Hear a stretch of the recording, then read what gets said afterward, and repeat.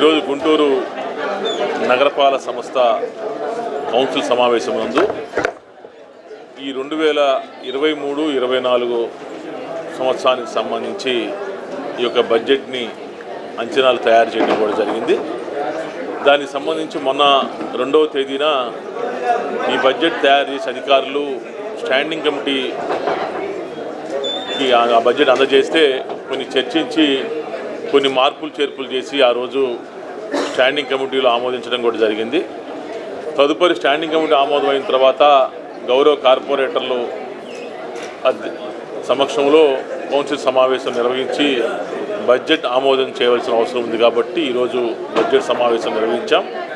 దానికి సంబంధించి 1497 కోట్ల రూపాయలతో గుంటూరు నగరపాలక సంస్థ బడ్జెట్ రూపకల్పన చేయడం కూడా జరిగింది. దాంట్లో అన్ని వర్గాలకు కూడా సమప్రాధాన్యత ఇస్తూ వాటన్నిటిని కూడా పూర్తిగా ఆ బడ్జెట్లో పొందుపరచడం కూడా జరిగింది. నగరాభివృద్ధి విషయంలో కావచ్చు, అదేవిధంగా మంచినీటి విషయంలో కావచ్చు, అదేవిధంగా నూతన ట్యాంక్ నిర్మాణాలు, అదేవిధంగా పైపుల మరమ్మతులు, డ్రైన్స్, అదేవిధంగా శానిటేషను, అదేవిధంగా మున్సిపల్ కార్పొరేషన్ భవన సముదాయాలు, అదేవిధంగా పార్కులు, అదేవిధంగా మున్సిపల్ కార్పొరేషన్ ఎంప్లాయీస్ విషయంలో కూడా అన్నింటి విషయంలో కూడా ఒక్కటి కూడా విస్మరించి కూడా పూర్తి స్థాయిలో ఈ యొక్క బడ్జెట్ రూపకల్పన చేయడం కూడా జరిగింది.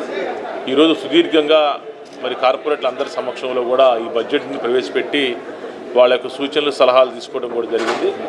మరి కొంతమంది కార్పొరేటర్లు బడ్జెట్ విషయంలో కొంత సలహాలు సూచనలు ఇవ్వడం కూడా జరిగింది. ఆ సలహాలు సూచనలు అన్నింటినీ కూడా పరిలో తీసుకుని బడ్జెట్ని ఆమోదించడం చేయడం కూడా జరుగుతూ ఉందని చెప్పి తెలియజేస్తూ ఉన్నాను. మా లక్ష్యం ఒకటే, గుంటూరు నగరాన్ని పరిశుభ్రంగా, అభివృద్ధి నగరంగా, ఆరోగ్యకరంగా నగరంగా తీర్చిదిద్దాలనే ఉద్దేశంతో మేమందరం కూడా పార్టీలకు అతీతంగా కలిసి పనిచేస్తూ ఉన్నాం. ఆ విధంగా ముందుకు వెళ్తామని చెప్పేసి కూడా తెలియజేస్తాం.